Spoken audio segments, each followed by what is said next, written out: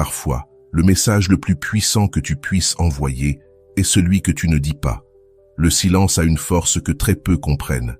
Et je te l'assure, lorsque tu apprends à l'utiliser, il peut rendre fou l'homme qui t'a prise pour acquise. Mais attention, il ne s'agit pas de manipulation. Il s'agit d'estime de soi émotionnelle.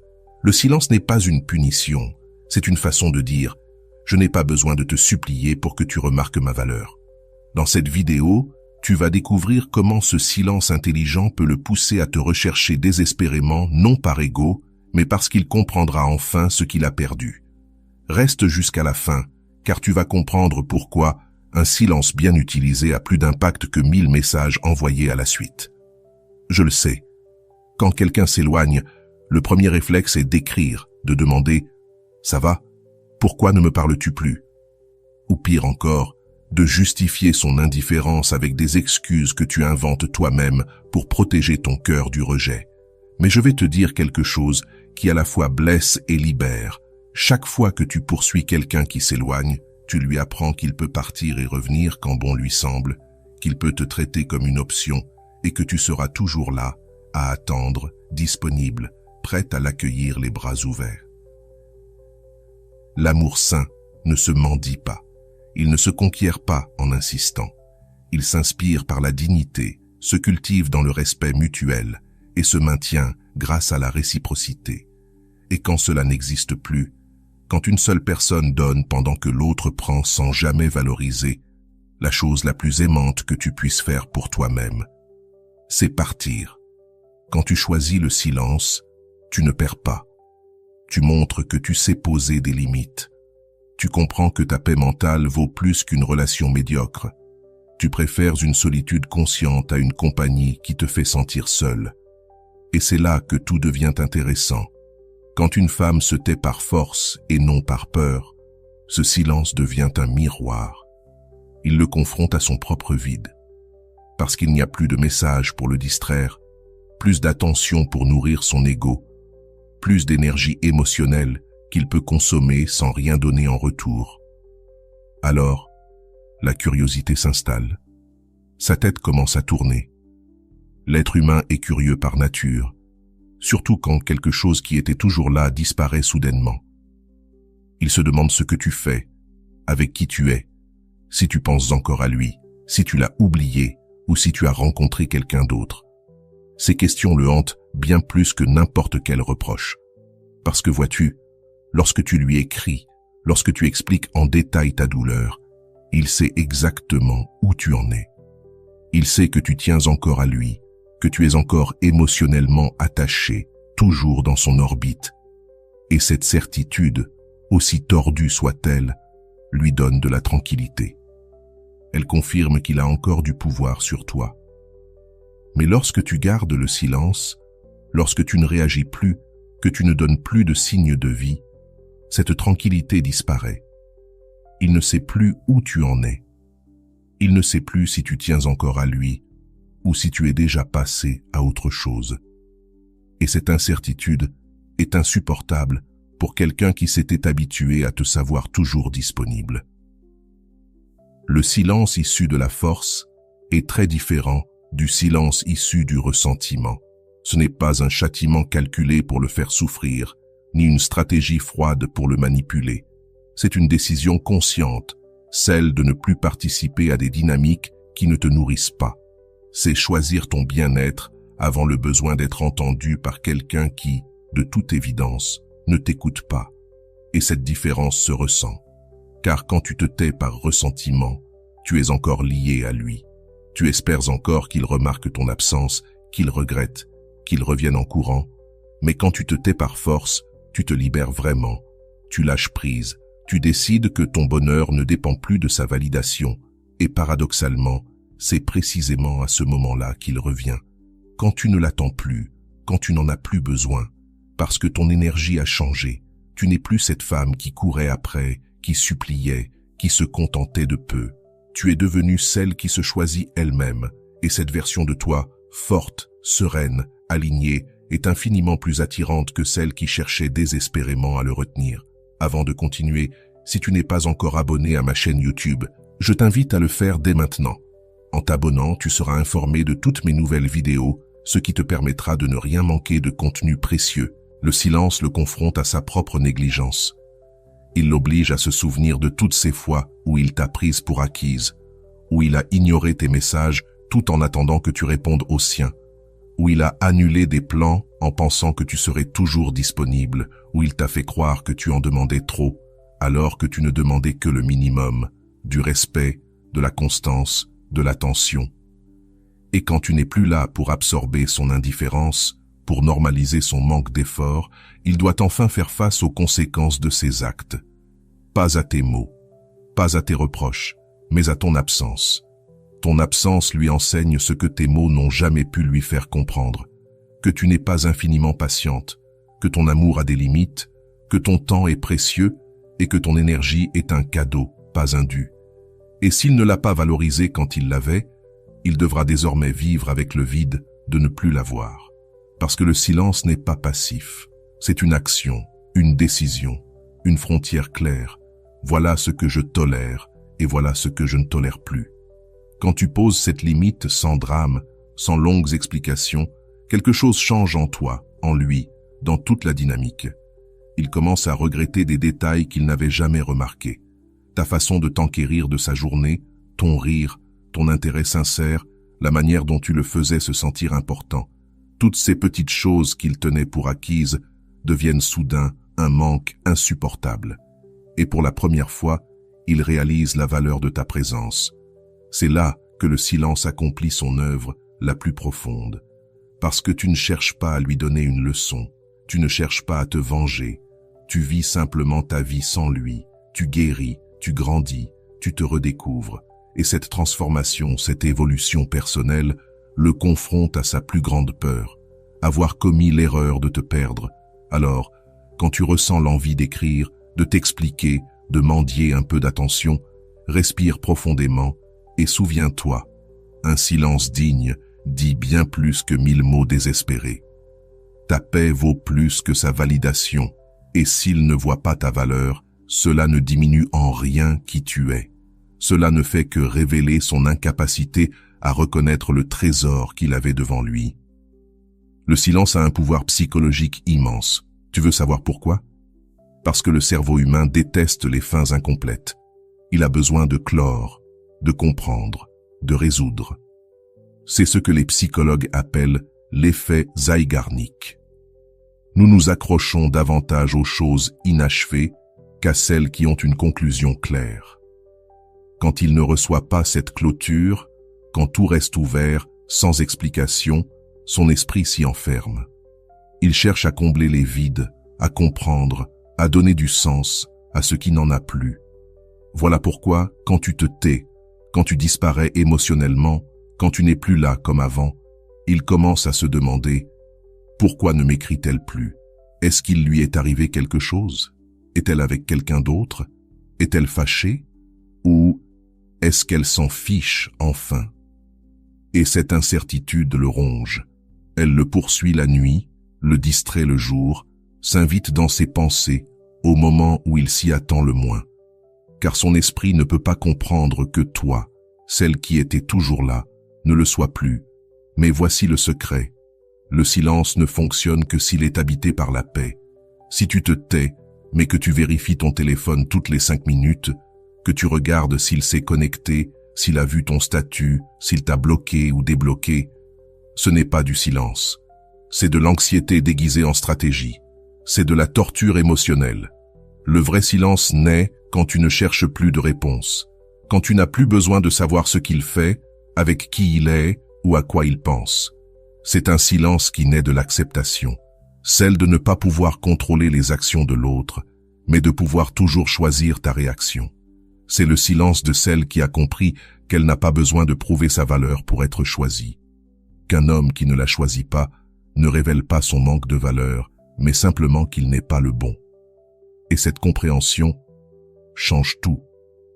Parce qu'il existe une différence immense entre un silence stratégique et un silence authentique. Le silence authentique est libérateur. Il ne sert ni à punir ni à manipuler. Il existe parce que tu as choisi d'investir ton énergie en toi-même plutôt qu'en quelqu'un qui ne l'investit pas en toi. C'est un silence qui naît de l'amour-propre, de la préservation de soi, de la compréhension profonde que ta paix mentale vaut plus que toute relation qui te l'enlève. Et c'est précisément à ce moment-là, lorsque sa tête ne comprend pas ton calme, lorsqu'il ne peut pas catégoriser ton attitude parce qu'elle ne correspond plus au schéma auquel il était habitué, qu'il commence à te chercher désespérément. Parce que soudain, quelque chose ne colle plus dans son esprit. Toi qui étais toujours disponible, toujours présente, toujours attentive, est maintenant paisible, trop paisible. Et cette tranquillité le déstabilise plus que n'importe quelle dispute ou message chargé d'émotions. Il se met alors à relire vos anciennes conversations, cherchant des indices. Il se demande à quel moment exact tu as changé. Il tente de se rappeler s'il a dit quelque chose qui t'a blessé ou s'il a ignoré un signe évident. Et plus il cherche, plus il se rend compte de tout ce qu'il a fait, toutes ces fois où il t'a ignoré, minimisé ou prise pour acquise. Ton silence devient un miroir implacable qui lui renvoie son propre comportement. Toutes ces fois où il a mis des heures, voire des jours, à te répondre, alors qu'il voulait que tu sois toujours disponible. Toutes ces fois où il a annulé vos plans à la dernière minute, mais se vexait quand tu n'étais pas libre pour lui. Toutes ces fois où il t'a fait passer pour trop exigeante, alors que tu ne demandais que le minimum, de la constance, de l'honnêteté, de l'effort. Et maintenant que ce miroir est devant lui, il ne peut plus fuir. Il ne peut pas te reprocher d'être excessive parce que tu ne réagis plus. Il ne peut pas dire que tu es dramatique parce qu'il n'y a plus de drame. Il ne peut pas t'accuser de vengeance car tu n'en cherches aucune. Tu es simplement parti, en silence, avec dignité. Et c'est précisément cette absence de conflit, cette paix avec laquelle tu t'es retiré, qui le perturbe le plus. Il s'attendait à une dispute, à des larmes, à des reproches, à ces menaces vides que, cette fois, tu partirais vraiment. Cela l'aurait rassuré, car il aurait senti qu'il avait encore du contrôle sur tes émotions. Mais ton calme lui révèle une vérité bien plus douloureuse. Il n'est plus au centre de ton monde. Il n'a plus le pouvoir d'altérer ta paix. Tu as trouvé quelque chose de bien plus précieux que son attention, ta stabilité émotionnelle. Le silence lui laisse aussi le temps d'idéaliser ce qu'il a perdu. Quand tu étais là, il se concentrait sur tes imperfections, sur tout ce qu'il voulait changer chez toi. Mais maintenant que tu n'es plus là, son esprit se met à ne se rappeler que de ta douceur, de ton rire, de ton soutien inconditionnel, de ta présence réconfortante. Il se souvient de la façon dont tu le faisais se sentir spécial, de ton attention aux petits détails que personne d'autre ne remarquait. Et il comprend enfin que, pendant qu'il cherchait mieux, plus excitant ou différent, tu étais exactement ce dont il avait besoin. Mais son ego, sa peur de s'engager, son incapacité à apprécier ce qu'il avait, tout cela l'a aveuglé. Et maintenant qu'il a ouvert les yeux, tu n'es plus là. Ton silence le confronte à une vérité qu'il redoutait. Peut-être que tu as réellement tourné la page. Peut-être qu'alors qu'il jouait, hésitait, testait ses options, toi, tu as quitté le jeu. Et cette idée le terrifie. Parce que beaucoup d'hommes croient qu'ils auront toujours du temps, que tu attendras toujours, que même s'ils te négligent aujourd'hui, tu seras encore là demain. Ton silence détruit cette illusion. Il lui prouve que la patience a une limite et que l'amour-propre finit toujours par triompher de l'amour non réciproque. C'est alors qu'il commence sa campagne de reconquête, des messages innocents en apparence, des « j'ai pensé à toi » envoyés au milieu de la nuit, des « comment tu vas » après des semaines de silence, des publications ambiguës sur les réseaux sociaux, voire des apparitions soudaines dans les endroits où il sait que tu pourrais être. Mais tout repose sur une chose, l'origine de ton silence. Si ton silence vient de la peur, de la manipulation ou d'une stratégie pour le faire réagir, tu céderas dès qu'il montrera un peu d'intérêt, parce que c'est ce que tu attendais. Mais si ton silence vient de la paix, d'une décision consciente de te prioriser, de la profonde conviction que tu mérites mieux, alors son retour ne t'excitera pas. Tu le regarderas différemment, tu évalueras, tu te demanderas « A-t-il vraiment changé ? Me cherche-t-il parce qu'il a compris ma valeur ? ou juste parce que son ego n'accepte pas de ne plus m'avoir. Car il y a une immense différence entre un homme qui revient parce qu'il te manque et un homme qui revient parce qu'il lui manque ton attention. Le premier a mûri, réfléchi et veut réellement faire mieux. Le second veut simplement retrouver le confort d'avant, celui où il recevait tout sans rien donner. Quand ton silence est sincère, tu distingues les deux sans difficulté. Tu n'as plus besoin d'accepter la moindre miette d'affection. Tu es centrée, claire, consciente de ta valeur. Ton silence ne sert alors plus à le faire revenir. Il te révèle à toi-même. Il te prouve que tu n'as besoin de personne pour te sentir complète, que ton amour-propre est plus fort que ton besoin d'être aimé par quelqu'un qui ne sait pas aimer. Et quand tu atteins cet état, quand ton silence n'est plus une tactique mais un mode d'être, tu possèdes enfin le véritable pouvoir, pas sur lui mais sur toi-même. Ce pouvoir, cette liberté émotionnelle, cette paix intérieure, valent plus que 1000 messages d'un homme qui n'a jamais su te garder. Oui, le silence a un pouvoir psychologique immense, mais le vrai pouvoir n'est pas dans ce qu'il provoque chez lui, il est dans ce qu'il transforme en toi. Le silence n'est pas une arme, c'est un outil. Ne l'utilise pas pour punir, mais pour te reconnecter à toi-même. Parce que si tu l'emploies comme une punition, tu restes encore lié à lui, à son regard, à son comportement. Mais si tu l'emploies comme un moyen de guérison, alors tout change. Tu reprends ton énergie, tu te reconstruis, tu recommences à vivre pour toi. Tu lis ces livres que tu avais laissés de côté, tu reprends ces passions que tu avais abandonnées, tu sors avec ces amis que tu avais mises de côté, tu redécouvres la joie d'être simplement toi. Parce que la vérité, c'est que dans cette relation, tu t'étais probablement rapetissé. Tu as arrêté de donner ton avis pour éviter les conflits. Tu as annulé des plans pour rester disponible. Tu as étouffé des parties de ta personnalité pour mieux lui convenir. Tu t'es tellement adapté à son monde que tu as oublié comment vivre dans le tien. Mais maintenant, ce silence te rend à toi-même. Il te permet de redevenir cette femme complète, authentique, libre. Celle qui rit fort, sans se retenir. Celle qui poursuit ses rêves sans demander la permission. Celle qui s'aime profondément, seule ou accompagnée.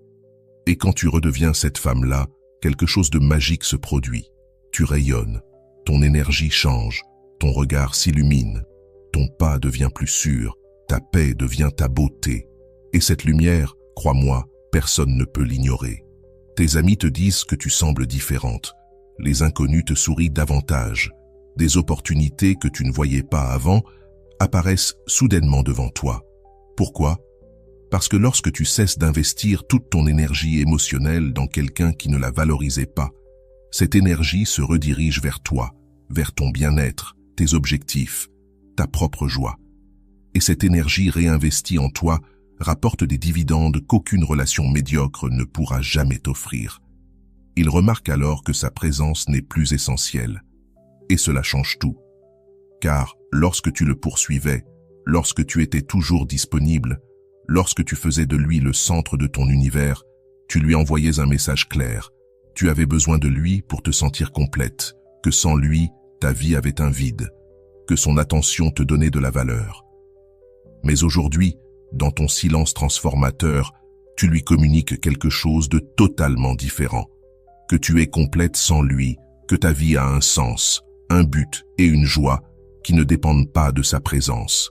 Tu n'es pas un projet à moitié terminé, attendant qu'il vienne te compléter. Tu es une œuvre d'art accomplie, qui peut être admirée telle qu'elle est. Et cette prise de conscience le secoue profondément. Les êtres humains désirent ce qu'ils ne peuvent pas obtenir facilement. Nous voulons être nécessaires, importants, irremplaçables. Et lorsqu'il se rend compte que tu n'as plus besoin de lui, que tu ne le places plus sur un piédestal, que ton bonheur ne dépend plus de ses actions, son intérêt se ravive instantanément. Soudain, toutes ces qualités qu'il ignorait lorsqu'il les avait à portée de main deviennent inestimables maintenant qu'il ne les a plus. Ton rire qui illuminait ses journées, ton soutien inconditionnel qui lui donnait confiance, ta vision unique qui élargissait la sienne, ta capacité à le faire se sentir spécial avec les plus petits gestes, tout cela revient dans son esprit. Et c'est là que se produit ce qu'il croyait impossible. Il te recherche, mais ce n'est plus la recherche superficielle d'avant. Ce n'est plus un message envoyé à minuit par ennui ou solitude, ni une attention éphémère quand cela l'arrange. C'est une recherche sincère, presque désespérée, parce qu'il comprend enfin ce qu'il a perdu. Il te cherche sur les réseaux, regarde tes photos où tu souris, où tu voyages, où tu vis pleinement. Et cette image de toi, cette femme radieuse qui va bien sans lui, l'obsède. Parce qu'elle n'est pas l'image d'une femme blessée par son absence, mais celle d'une femme qui a avancé. Et cela à la fois l'effraie et l'attire. Alors il trouve des excuses pour te contacter. Un message à propos d'un souvenir, une question que toi seul pourrais comprendre, une confession disant qu'il pense souvent à toi. Et plus il essaie, plus ses intentions deviennent transparentes, car son besoin de se reconnecter à toi devient urgent. Mais cette fois, et c'est là le plus important, tu n'es plus la même. Tu n'es plus cette femme qui attendait anxieusement le moindre signe de sa part, qui analysait chaque mot à la recherche d'un sens caché, qui abandonnait tout pour lui répondre immédiatement, qui se contentait de miettes d'attention parce que c'était mieux que rien. Aujourd'hui, tu es une femme qui connaît sa valeur, qui comprend que l'amour véritable ne fait pas souffrir, ne crée pas de confusion, ne te fait pas te sentir petite. Tu as goûté à la paix intérieure et tu n'es plus disposée à la sacrifier pour quiconque. Tu n'agis plus par besoin, mais par choix. Et cette différence change tout. Car lorsque tu agis depuis le manque, depuis la peur de la solitude, tu acceptes tout et n'importe quoi. Tu excuses l'inexcusable, tu ignores les signaux d'alarme, tu te contentes de moins que ce que tu mérites parce que tu crois que c'est mieux que rien. Mais quand tu agis depuis la plénitude, depuis la certitude que tu es bien seul, tes standards changent. Tu n'acceptes plus tout. Tu observes. Est-ce que cette personne ajoute quelque chose à ma vie ou m'en retire? Ses actions correspondent-elles à ses paroles? L'effort est-il mutuel? Est-ce que je me sens mieux ou pire quand je suis avec lui? Alors, quand il revient, tu ne tombes plus automatiquement dans ses bras. Tu le regardes différemment, avec une nouvelle perspective. Tu te demandes, qu'est-ce qui a réellement changé? A-t-il fait un travail intérieur? Me cherche-t-il vraiment parce qu'il a compris ma valeur ou simplement parce que son ego ne supporte pas que j'aille bien sans lui? Et c'est là que tu découvres quelque chose de puissant. Tu n'as plus besoin de ses réponses pour te sentir complète. Tu n'as plus besoin de sa validation pour savoir que tu es suffisante.